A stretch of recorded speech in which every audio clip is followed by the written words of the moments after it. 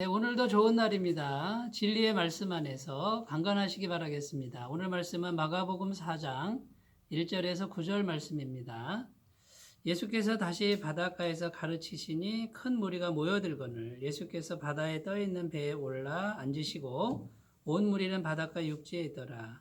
이에 예수께서 여러 가지를 비유로 가르치시니 그 가르치시는 중에 그들에게 이르시되 들으라. 씨를 뿌리는 자가 뿌리러 나가서 뿌릴새 더러는 길가에 떨어짐에 새들이 와서 먹어버렸고 더러는 흙이 얕은 돌밭에 떨어짐에 흙이 깊지 아니하므로 곧 싹이 나오나 해가 돋은 후에 타서 뿌리가 없으므로 말랐고 더러는 가시떨기에 떨어짐에 가시가 자라 기운을 막음으로 결실하지 못하였고 더러는 좋은 땅에 떨어짐에 자라 무성하여 결실하였으니 30배나 60배나 100배가 되었느니라 하시고 또 이르시되 들을 귀 있는 자는 들으라 하시니라. 아멘. 네, 오늘 말씀은 우리가 익숙하게 또 읽고 듣는 씨 뿌리는 자의 비유의 말씀입니다. 예수님께서 천국을 설명하시기 위해서 비유로 이렇게 말씀하셨는데 어떤 사람이 씨를 뿌리러 나가서 씨를 뿌리는데 밭의 종류가 네 가지 밭의 종류의 씨가 떨어졌다는 거죠. 길가 밭이 있고요. 또 흙이 얕은 돌밭 같은 밭이 있고요. 그 다음에 가시떨기가 있는 밭이 있고 네 번째는 좋은 땅에 이렇게 떨어져서 그 좋은 땅에 떨어진 그 씨는 30배나 60배나 100배의 결실을 거두었다. 이렇게 설명을 하셨습니다. 그때 당시에 농사 짓는 사람들의 모습을 가지고 천국을 설명하시는데 예수님이 이렇게 말씀하셨을 때 말씀을 듣는 사람들은 너무나도 익숙하게 이 장면을 머리에 그릴 수 있었습니다. 그러니까 사람들이 씨를 바구니에 담아서 손을 한 움큼 쥐고 씨를 뿌리는 거죠. 휘휘 뿌리는데 마치 정확하게 심는 게 아니라 휘휘 뿌리는데 그 씨가 날아가서 떨어지는 것을 의미합니다. 자, 그래서 여기서 말하는 이 씨는 하나님의 말씀을 의미한다라는 것이죠. 그래서 말씀이 마치 이렇게 휘휘 떨어지는 씨처럼 말씀이 이제 막 뿌려지는 거죠. 어떤 사람과 상관없이 그냥 떨어지는데 밭은 무엇을 의미합니까? 마음을 의미한다라는 거예요. 그 씨를 받아들이는 말씀을 받아들이는 사람들의 마음 상태 이것을 의미한다라는 것이죠. 그래서 여기서 중요한 교훈은 뭐냐면 씨는 변함이 없습니다. 씨는 말씀이기 때문에 언제나 씨는 똑같은 씨입니다. 그리고 변함이 없는데 마음 상태에 따라서 결실이 차이가 난다라고 하는 이런 교훈을 우리에게 주고 있는 것입니다. 그래서 예수님께서 오늘 이렇게 천국 비유의 말씀을 주시는데 첫 번째 우리가 정말 중요하게 유념해야 될 사항은요. 마음이 중요하다라는 거예요. 하나님의 말씀이 어디에 떨어지냐면 마음에 떨어져야 된다는 것이고요. 마음을 건너뛰고는 말씀의 역사가 없다라는 것을 우리가 꼭 기억하셨으면 좋겠습니다. 그래서 이 마음은 보이지 않죠. 영적인 영역이고요. 이 마음이 곧 영혼이 되는 것입니다. 결국 마음이 하나님의 말씀을 받아서 그 마음에서 영적인 은혜를 먼저 받아야 된다는 그런 말씀이 되겠습니다. 자, 어떤 사람들은 기독교를 심리적 안정, 위로 정도로만 이렇게 보는 사람들이 있습니다.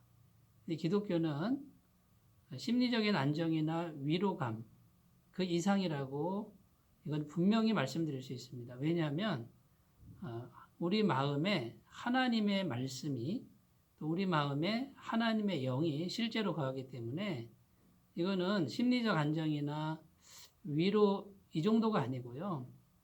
전능하신 하나님의 놀라우신 생명력, 속과 전능하신 능력이 우리 안에 공급되는 이런 사건이라는 것입니다. 이것을 우리가 꼭 기억하시고 마음을 소중히 여기시는 귀한 은혜가 있으시기 바라겠습니다.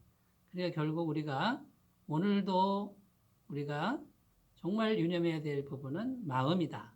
그래서 마음을 스스로 들여다보고 마음 관리를 잘 해가시기를 바라겠습니다. 성경 창세기에 보면 하나님께서 아담을 흙으로 만드시고 그 코에 생기를 불어넣으시니 사람이 생명이 됐다 그럽니다.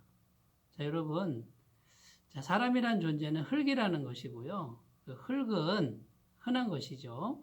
그런데 그 흙에다가 생기를 불어넣습니다. 하나님의 생기를 불어넣어서 그 사람이 생명이 되었어요. 영혼을 가지게 된 것이죠. 그러니까 우리 사람의 정말 본질적인 부분은 영혼이라고 할 수 있고요. 이것이 곧 마음이 되는 것이죠. 그런데 그 아담의 마음이 하나님의 생기로 충만하고 또 하나님과 교통이 잘 될 때는 에덴 동산이라고 하는 완벽한 환경이 주어졌다라는 것입니다.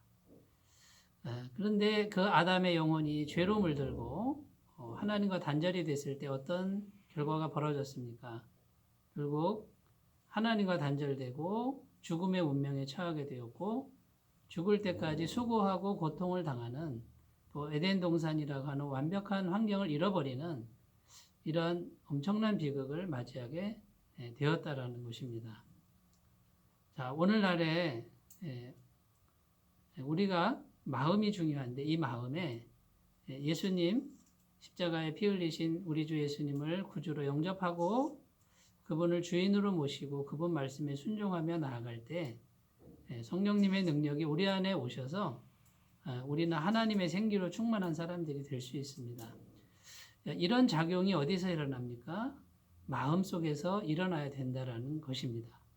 많은 분들이 마음보다는 외적인 성취나 외적인 어떤 모습을 자꾸 꿈꾸는데 그것은 순서가 바뀐 모습이라고 할 수 있습니다. 먼저 마음을 잘 가꾸시는 귀한 은혜가 있으시기 바라겠습니다. 자, 두 번째, 예수님께서 또 뭘 강조하십니까? 말씀을 뿌린다 그럽니다.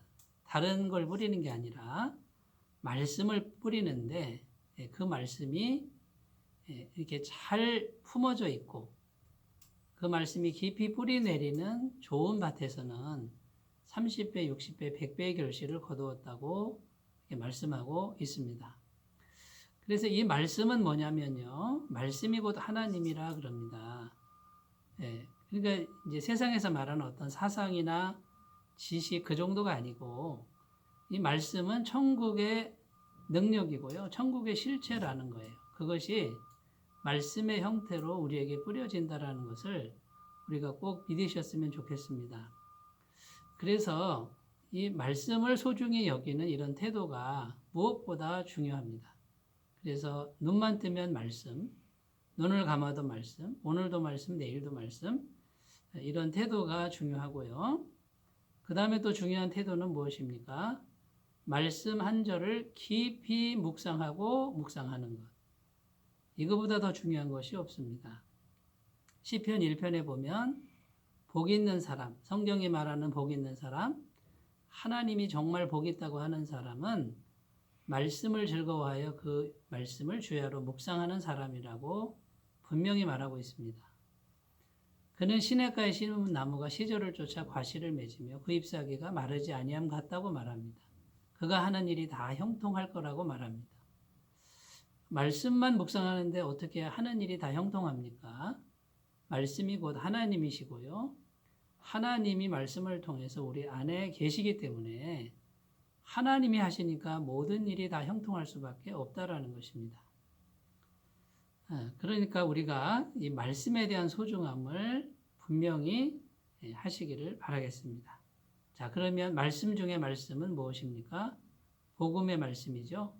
우리의 죄를 완벽하게 사하시려고 하나님이 사람이 돼서 이 땅에 오셔서 우리 죄를 대신 지시고 십자가에서 피 흘려 죽으셔서 완벽한 죄값을 치르시고 완벽한 죄사함을 이루신 우리 주님께서 누구든지 그 주님을 믿고 영접하는 사람에게 성령을 부으시고 영생을 주신다는 이 복음의 말씀은 날마다 깊이 묵상하고 우리의 세포 하나하나까지 스며들도록 묵상해야 될 귀한 말씀인 줄로 믿습니다.